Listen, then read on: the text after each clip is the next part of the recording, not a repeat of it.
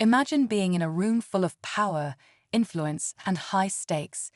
You're the CEO of a major bank, a black man in an industry where people like you are already rare, but your success has been undeniable. Yet, in a shocking turn of events, you're escorted out of the building for something you never saw coming.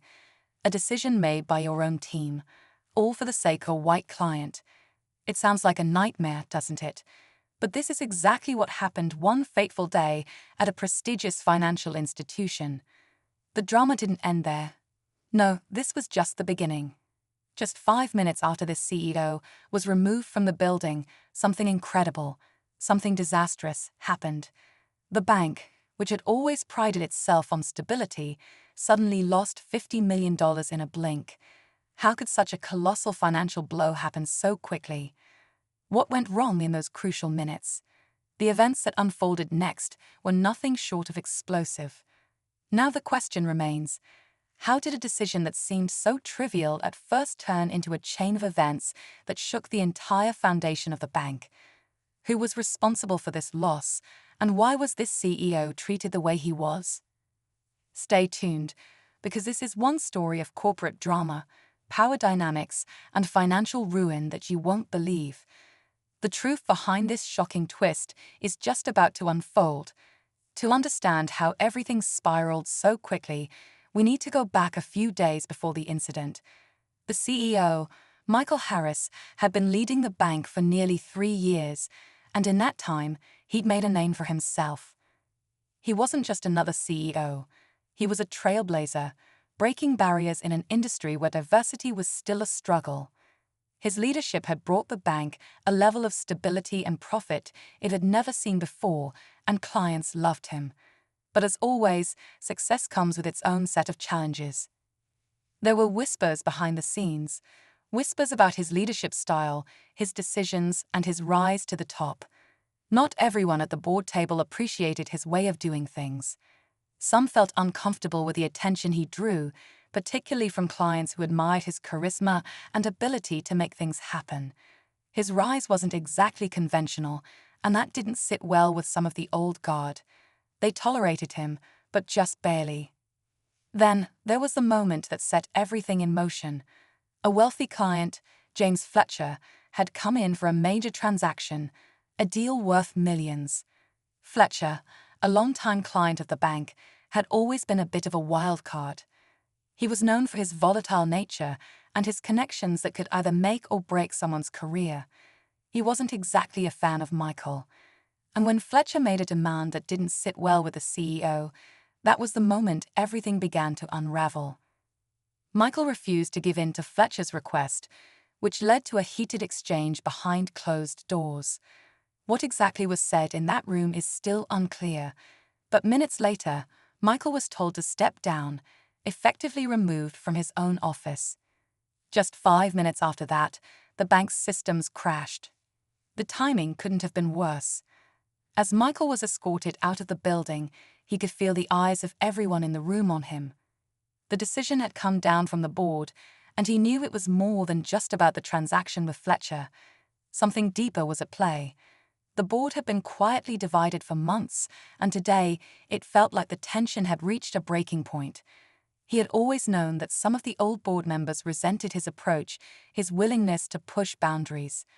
But what he didn't expect was to be so quickly abandoned by those who once stood by him.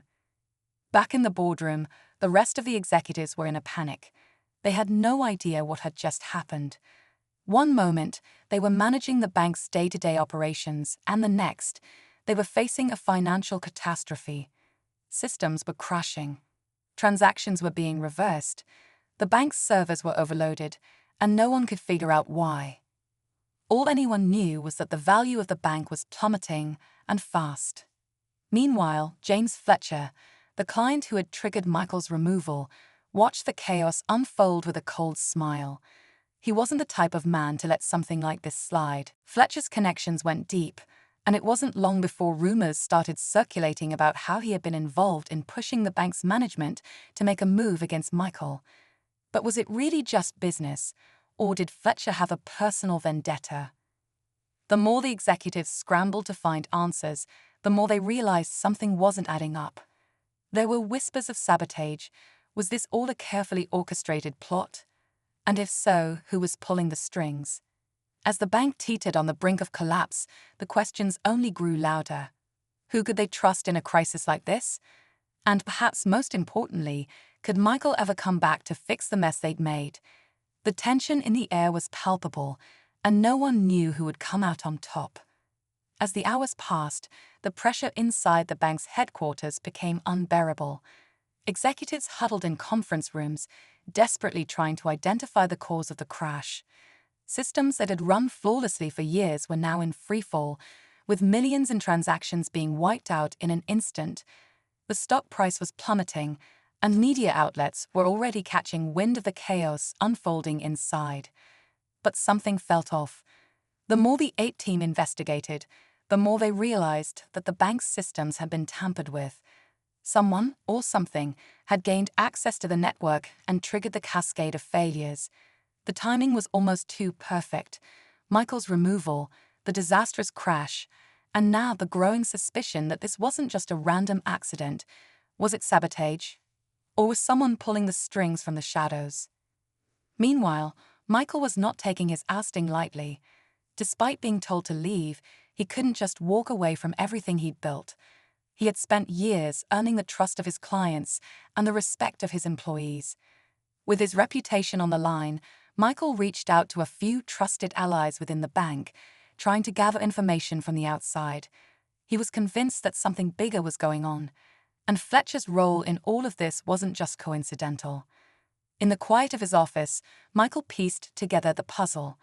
Fletcher's demand for a special transaction had seemed innocent enough at first, but now it was clear that Fletcher had known exactly how to exploit the system's weaknesses. There was no way the timing of his request was a coincidence. It wasn't just about money, it was about control. But who was pulling Fletcher's strings? And what would it cost to expose the truth? The bank's executives were growing desperate. With every minute that ticked by, the situation became more critical. The public was starting to turn against them, and internal morale was at an all-time low. Yet, the deeper they dug, the more they realized that they were dealing with something far beyond a financial blunder. There was a master plan in motion, and they were caught in the middle of it. As the hours dragged on, the bank's situation grew increasingly dire. But just when it seemed like things couldn't get worse, a phone call shattered the uneasy calm in the boardroom. The voice on the other end was panicked, almost unrecognizable. Someone from the IT department. "We've just found something," they said, their voice trembling. "It's not just the systems that have been breached. Someone has planted a backdoor into our core database. We're being watched. Whoever did this is still inside." The words hung in the air, heavy with a sense of dread. The idea of someone having access to the bank's deepest, most sensitive operations, someone still lurking in the system, was terrifying. Who was this mysterious figure pulling the strings from within the walls of the institution? And more chillingly, how long had they been in control? In the midst of the mounting chaos, a startling revelation came to light. James Fletcher wasn't just a client. He had been a silent investor in the bank for years. His presence, it seemed, was far more than coincidental. This wasn't about a simple transaction gone wrong. It was about power, manipulation, and a much larger scheme than anyone had realized. Fletcher's connection to the bank ran deeper than Michael had ever suspected, and now it appeared as though Fletcher wasn't just trying to get rid of the CEO. He was trying to take over the entire institution. As if on cue, another call came through. A different voice this time, equally urgent. "We've just been informed that the financial regulators are already investigating. We might be looking at an audit, a full-blown investigation into our practices. This is getting out of control." The walls were closing in. The bank's future was hanging by a thread, and it became increasingly clear that someone was orchestrating everything from the shadows. But who exactly was behind it all? The deeper they went, the more questions piled up, and with every answer came even more uncertainty.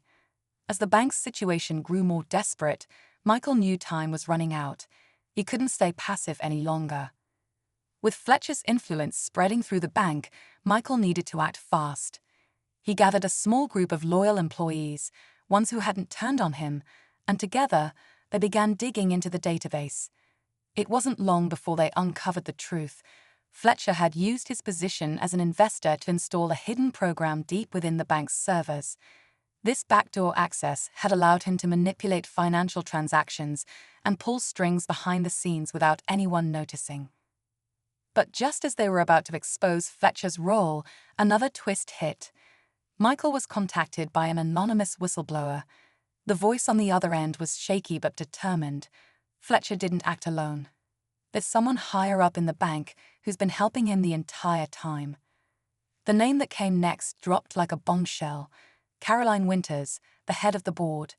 Michael had always trusted Caroline, but now it seemed like she had been pulling the strings from the very beginning, using Fletcher as a pawn to take control of the bank from the inside. With this new revelation, Michael knew what he had to do. In a dramatic confrontation, he confronted Caroline in the boardroom. The final showdown wasn't just about the bank's future, it was about power, betrayal, and trust. Caroline tried to deny everything, but the evidence was undeniable. The tension in the room was palpable, but just as it seemed like Michael was about to take control back, Caroline made one final move. She pulled out a flash drive, warning Michael that if he went public with the information, everything would come crashing down. She had already set the entire system to implode. In that moment, the stakes were higher than ever. Michael had one choice left: expose the truth and risk everything, or let Caroline's plan unfold. But just before he could make a decision, the power went out. The entire building went dark. The systems were down. No one knew what had happened, but in that instant, everything went quiet. As the power flickered back to life and the lights returned, the tension in the room was unbearable. But something had shifted. The system was still down, and Michael realized that Caroline's attempt to destroy the bank's infrastructure was no longer in her control. Someone had intercepted her plan at the last second. Michael quickly called in the security team, who apprehended Caroline before she could do any more damage. In the chaos of her arrest, the truth finally came to light. Caroline had been plotting to take control of the bank for months, using Fletcher as a tool to weaken Michael and destabilize the institution.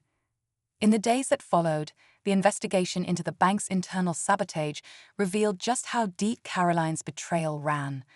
It turned out that she had been secretly collaborating with a rival bank, planning to sell off the bank's assets once she had enough influence to take over. The damage was significant, but it wasn't irreversible. With Caroline removed from the picture and Fletcher now facing legal consequences for his part in the scheme, Michael began the long, difficult process of rebuilding the bank's reputation. Despite the setbacks, Michael's leadership proved resilient. He regained the trust of his employees and clients, implementing new systems to prevent future breaches and ensuring the bank would never again be vulnerable to such an internal threat. The scandal surrounding Caroline and Fletcher became public, and while it caused a temporary dip in the bank's stock price, the transparency of the investigation helped restore confidence among investors. As the dust settled, Michael stood stronger than ever. The bank, that was scarred, had weathered the storm. The experience had taught him valuable lessons about trust, loyalty, and the dangers of unchecked ambition. And while the future was uncertain, one thing was clear: Michael Harris wasn't going anywhere. He had not only survived the fall, but he had risen from it, ready to lead again.